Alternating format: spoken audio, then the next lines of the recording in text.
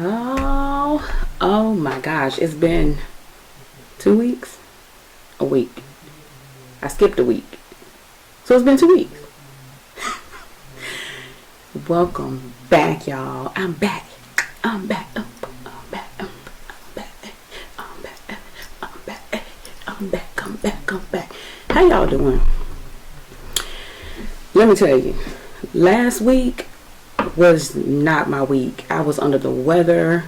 The week before that, there was a virus in my household, and it was not corona. But it amazes me that you can take all the precautions, wear your mask, wash your hands, use sanitizer, you name it.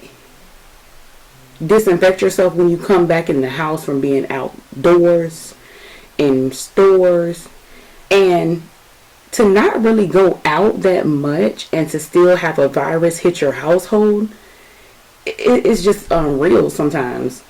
That's why you got to stay prayed up, y'all. We know who has the ultimate control. So I have a couple of questions for y'all, a couple of things I need to say to y'all before I start this review for Potomac. First of all, if you are not following me on social media platforms, please do so. Follow me across the board on all of them. But if you're not really a social media person and you just want to stay connected in the best way possible, you want to follow me on Instagram. Y'all, when things happen and it's unexpected and it's quick, the first place I'm going to post is Instagram. The fastest way to know what's happening, why you're not getting a review, what's changed, what's going on, IG. Okay, y'all, let's get into this episode. Real Housewives of Potomac, Season 5, Episode 11, Taxing Times and Blurry Lines.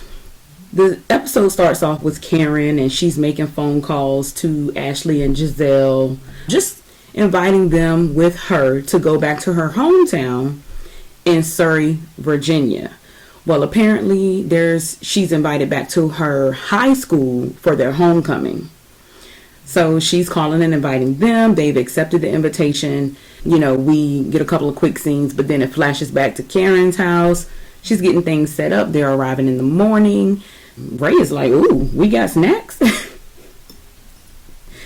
Let me tell y'all, Ray is in a place where the simplest things make him happy.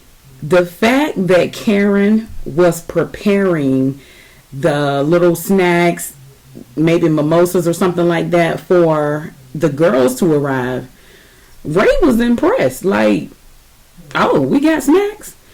I hope Karen is not just kind of like in the house with him, but doing nothing. But anyway, Ashley arrives first. She's at the door. She got on her pumps, her hot pink, and those heels are like 6 inches or something. So Ashley is really trying to find who she is. She's getting back into the swing of being this sassy young girl. Just because you're a mama don't mean you can't still work it. So y'all, I forget to tell y'all every single week, please like the video, thumbs up the video. It helps creators. Thank you in advance. Ashley and Ray, they kind of chuck it up a little bit. He's wondering where Dean is. It's so cute that Ray likes Dean. I think that is like so adorable. Ashley is more comfortable leaving him at home with a sitter, somebody, because she's only going to be 2 hours away. So Gizelle arrives, and you know, she says she's farm ready, and then she looks at Ashley and she's like, and yeah, I know I'm ready for the farm. I have some flats, but this is what I'm rocking. I'm not even mad. Ashley looked good. Ashley is trying, you know, she was trying to lose her baby weight and everything and get her sexy back. I think she's done it. Ashley in her confessional says that, you know, last time she went out of town, it wasn't the best, but now she's put a tracker in Michael's booty hole and he just doesn't know about it. And she's like, slid right in. And she laughs about it, and I'm like, I wouldn't be joking about that if I was her. As soon as the vehicle shows up outside, Ray's like, all right. So he grabs the bags and loads them up, and everybody's getting in, and they're like, all right, well, let's take this ride. And Karen wants to say her goodbye. All right, baby, I'll be back, I love you. And she goes for a kiss, and Ray closes the door. All right, see you later. Pop. She's like, okay, he left me hanging on the kiss. But Gizelle points out that she finds it weird that they're invited to go to Surrey with Karen to see her family, but Ray is not invited.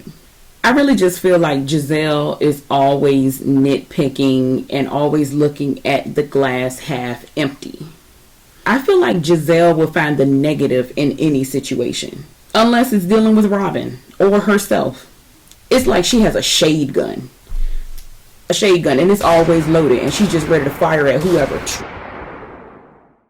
So we all kind of wondered, like, well, why the heck would Karen take Gizelle?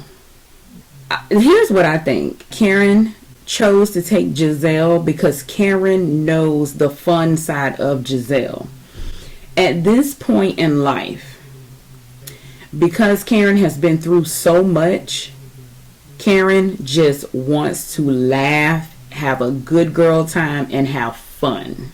We go and we see Candiace, and Robyn's invited over, and Candiace has this spread laid out. She has grapes and strawberries and cookies and probably mimosas or some type of juice and the whole work. So Robyn comes over, and they're just talking about, how are you feeling, Candiace? And she's feeling betrayed. She said her emotions are all over the place, and Robyn wastes no time saying that they had a meeting, that Monique was not remorseful at all. So immediately after hearing that, Candiace is like, you know what? I don't want to cry. I don't want to tear up. And of course she does. And if it wasn't for the detriment of how deep this runs, I would do the whole folded napkin and do Candiace, but I'm not. She starts crying, and Robyn is like, are you crying? Robyn, why are you shocked that Candiace is crying? Candiace cries at the drop of a dime. Like, it is what it is. She just said her emotions were all over the place. She just says that she's crying because she can't believe that a person could do something like that and not feel remorse. To be honest, there is a lot that could be said about the situation. The way I feel about it, a person can do what they do, and the same way you didn't expect them to do that could be the same way that they feel like you don't deserve me to be remorseful, or I'm not remorseful, you asked for it, or whatever the case may be. Like, it really should have never gotten to that place of them being physical. But looking at it realistically, it could have been a whole lot worse. And like I've said before, Candiace was quick to say she was fine, get off of her, like, I'm good. Candiace was more concerned at that moment. Candiace was more concerned that her wig was still on, that she was still put together. A lot of people may disagree with that, but I honestly feel like with Candiace's background of being in pageants, she has always had to save face. She has always had to be this perfect, poised woman, regardless of what's going on around her. She has to have the angles. She has to have the posture. She has to have the ambiance of who Candiace is. And to be honest, she never thought something like that would happen to her. So in her mind and soul, her image and reputation is ruined. So Robyn points out that she's disappointed that Karen never publicly said that Monique was wrong, which we all know that's a lie. I think people are mad with Karen because she's not beating Monique over the head. At the end of the day, look, I understand that Karen is the eldest of all of the ladies, but she should not have to play this mother role between two grown women on how to go about doing this and how to go about doing that. Now, as a friend, if they ask, then so be it. but she want to make sure they're both okay, and people have a problem with that. Monique was wrong. Yes, Monique was wrong, and Monique has said she was wrong. She doesn't have remorse. Like, it is what it is. But no, it seems like people will not be satisfied until Karen snatches Monique's arm off and beats her over the head with it. I think it's a little weird that people really want a older grown woman to pick sides between two grown women. Candiace states that when she talked to Karen, Karen did not waste any time saying that she would press charges if she felt the way that Candiace feels. Candiace said something. Candiace said that she has trauma because it was a violation of her personal space. But she also did the same thing. She violated Monique's personal space. They started talking about Robyn's tax situation. So apparently Robyn is in $90,000 worth of tax debt. She says she's a bad accountant, and really all she had to do was submit paperwork, and she accidentally forgot about some income. And I'm like, Robyn, you sound like you are riding the fence. It sounds like she did it on purpose and wanted to slide through and not get audited. But she did. And if you messed up your finances one time, get some help. Stop trying to do this stuff on your own if you're not good at it. I don't understand where her head is. So Candiace points out, how is it possible? How she was saying and on Karen's back about how is it possible that you owe the IRS and you don't know about it. Yeah, we're all thinking the same thing. She was so hard on Karen because Gizelle was so hard on Karen. She was riding that horse right with Gizelle. Now she's in the same boat. So, Juan is mad, and Robyn points out that they've been through a bankruptcy, a foreclosure, and now they're in tax debt. I mean, what is it going to take for her to get an accountant, a financial assistant, something? We are arriving to Karen's family farm in Surrey, Virginia. So Karen explains to us that her family is now the owners of a plantation that they were slaves on. Not only do they own the property, they expanded the property. It's 122 acres now. And I'm like, y'all, that is what's up. That is income regardless at this point. And it's amazing that they took a negative situation and it is now creating finances and opportunities, and it's giving back and everything.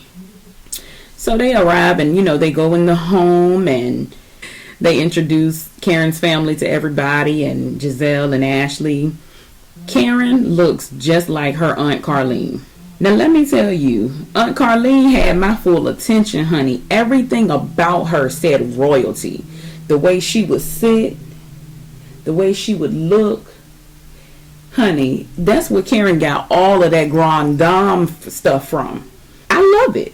I don't recall them saying how old she was, but she looked really good.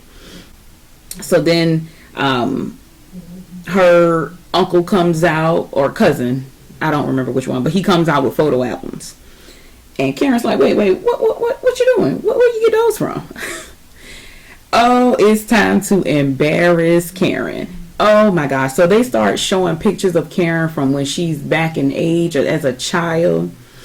Y'all, that one picture they showed with her and that little one bang that was still rolled all the way up, that was so funny to me, because I don't know why.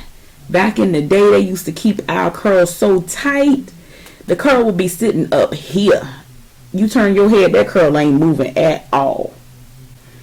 You take your finger, run through it, that thing go right back up here. So they're out and, they hop on the machine and they are basically harvesting corn. And it was, Gizelle stayed down.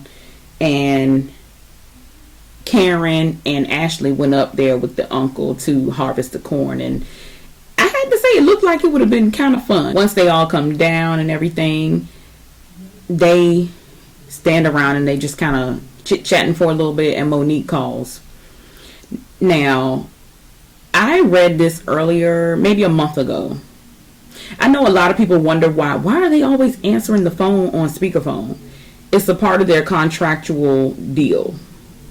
The calls that they answer have to be on speakerphone. If it's like a castmate dealing with the castmate, anything of that nature, like if they're taking a call and they're filming, like they pretty much have to answer it on speakerphone if they're going to answer it. She was like, "It's Monique calling." Karen kind of chimes in that, you know, she's still saddened that two of her good friends are on opposite sides at this point. It's not a good feeling. Monique just kind of says, "Well, you know, if it wouldn't have been me, it would have been somebody else." Pretty much saying, if I wouldn't have dragged her, eventually somebody else would have dragged her. So at that point, when Gizelle hears that, Gizelle is fired up. You know, they kind of just end the conversation with Monique, and, you know, and Gizelle is just talking, and you beat somebody's ass, you dead wrong, and the charges should have been filed that same night. I mean, if they were going to press charges, I don't know. Maybe Candiace wanted time to think about it. I don't know. Karen just told everybody that, you know, when she talked to Candiace, she did let her know that if she was in Candiace's shoes and she felt as strongly about it as Candiace did, she would see what she can do legally.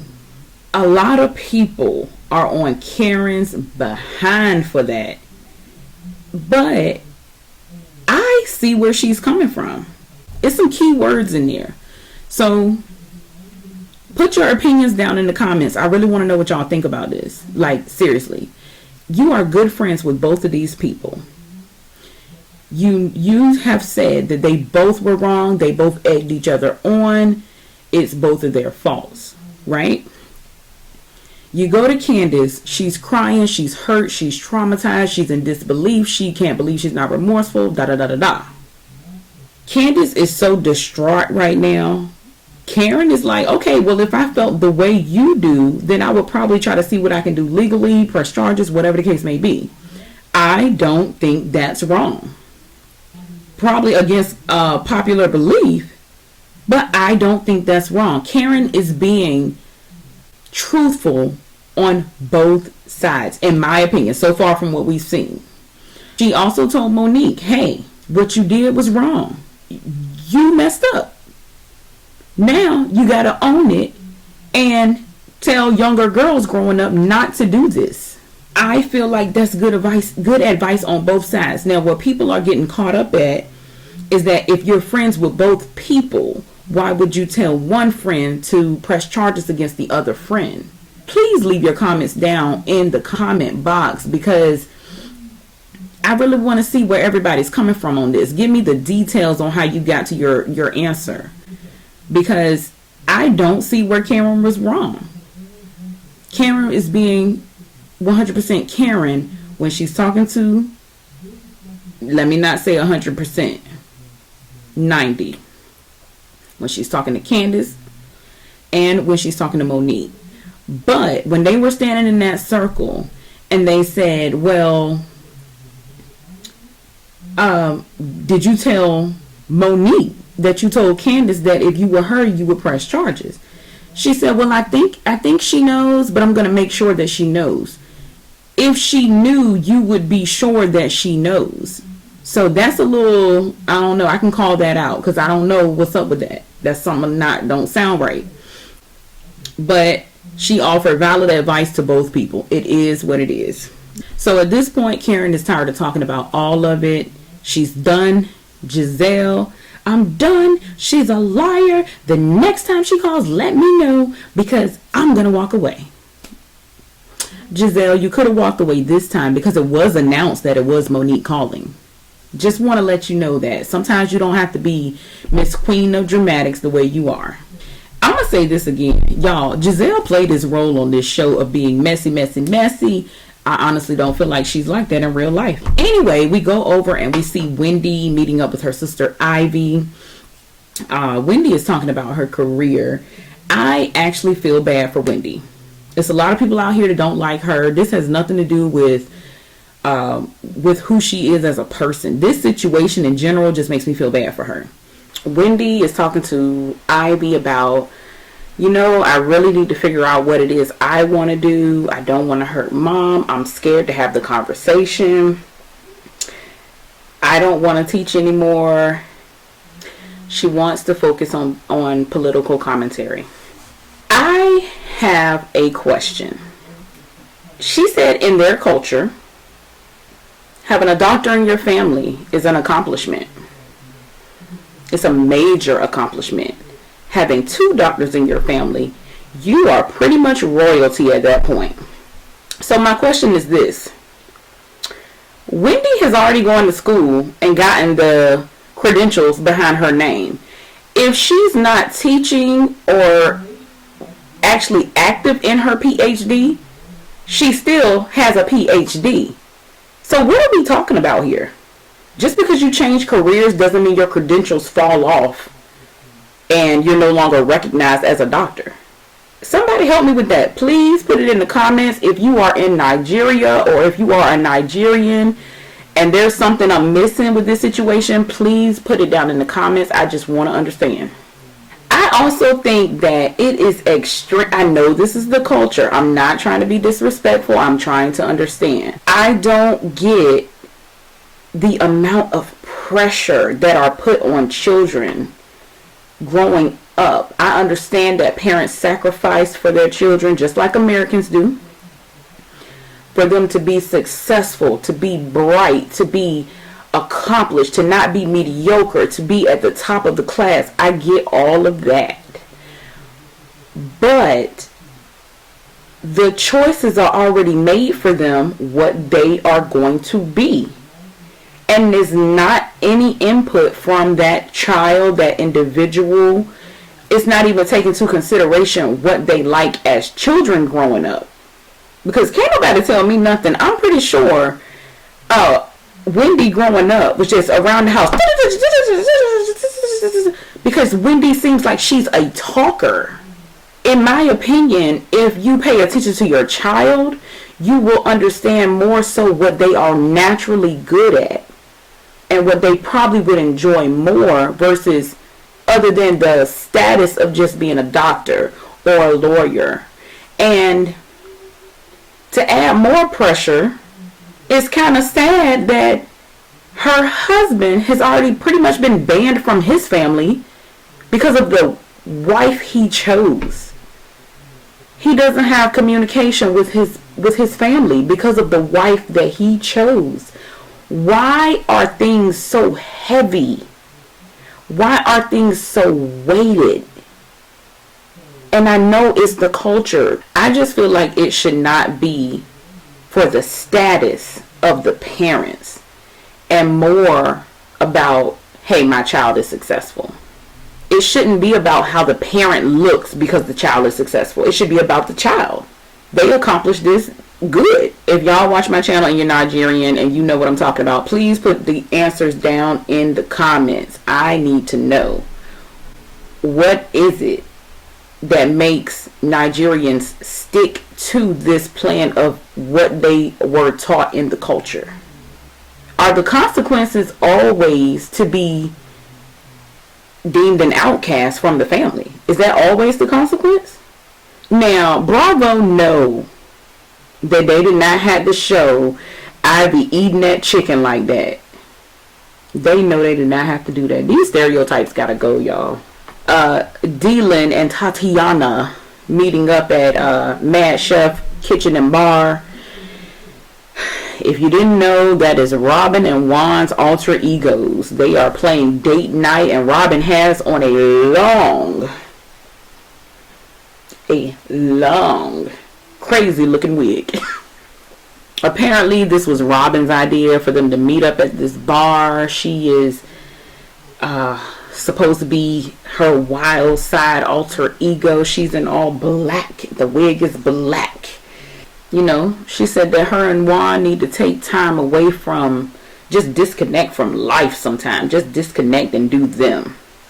Robyn just tripped me out in this scene. To me, I understand what she was going for, but I really think she made herself look like a bigger fool.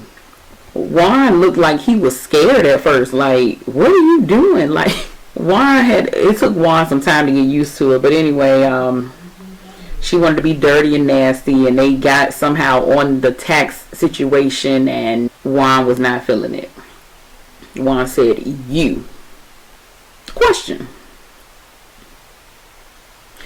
when is it time to step in as the spouse to the can't even say spouse because they're not married. When is it time to step in when a person continues to make mistakes? I would have thought Juan would have been stepped in. Maybe that's not a strong suit, but guess what? It's not hers either, so y'all need to seek help. $90,000 in debt. We back with Karen and Gizelle and Ashley, and they're leaving the house, the family house, to go to the homecoming at the school. They arrive, and Karen's about to get on the back of the car she's going to be on as they go through the parade, and Ashley and Gizelle thought they were getting on too. Karen said, no. You are not from Surrey, so you cannot ride with me. So Gizelle is like, it ain't but 7 people in the town. And Karen's like, Gizelle, I heard your shade, but remember you wanted to be one of those 7 people. And I believe it. I feel like Gizelle wants to know the real Karen. I would like to know the real Gizelle. Because I feel deeply that the person we see, all of this nastiness, all of this drama stirring, I don't believe that's who she is. So Gizelle feels that Karen invited them so that they can see how big of a deal she is in her hometown. That could be true. Karen got Gizelle in them confessionals. Karen said, you worried about me in my hometown. You ain't gonna be the word on the street out here. You're not even the word on the street in New Orleans. That is true. Karen has been lighting Gizelle up in those confessionals this season. It's kind of like overkill, but it's so funny. Gizelle and Ashley are walking back, so they're just kind of discussing small talk, and Ashley points out that Karen is not the woman that Ray married when they got married, and she's not the woman that Michael married when they got married. Like, she has said that her mindset has changed since becoming a mother, and I believe we see that on the show. There's a certain maturity that has happened, but I also feel like she was kind of cruising like on the radar because she was pregnant and new baby. There wasn't much drama that she was even involved with, so I think that may be why. Gizelle says that she can kind of see what's happening here. She said that Karen is from a small town. She married well. She started her perfume line, and in their mind, she's Beyonce. That was some shade if I ever did hear it. We see Candiace and her mom, and they're going to see if Candiace can adopt a puppy, a dog. So that's sweet. And she said that she wants a cockapoo. Her reasoning is that she wants this to be the test to see if she really has what it takes to become a mom. Yeah, dogs will definitely test you for sure. She's also in therapy, and she told her mom that she's doing that to make sure that she gets her thoughts and her frustrations out. And her mom is like, we don't be fighting in the streets. We don't get gutter. We call an attorney. So Candiace's mom is all for the attorney. We go back over to Karen, and they are arriving at the church she grew up in, and Karen grew up Baptist, and she said that's where she got her start. That's where she started giving speeches and all of that at the podium in the church. And unfortunately, the last time she was there, her dad was in a casket. She started to have a little breakdown, and you know, she said when you lose one parent, you get by. But when you lose two parents within 8 months, you survive. And she said during that time, all she had was her God. So she said in the midst of everything, that is who she leaned on. That's how she get through. That's how she get by. That's how she survived.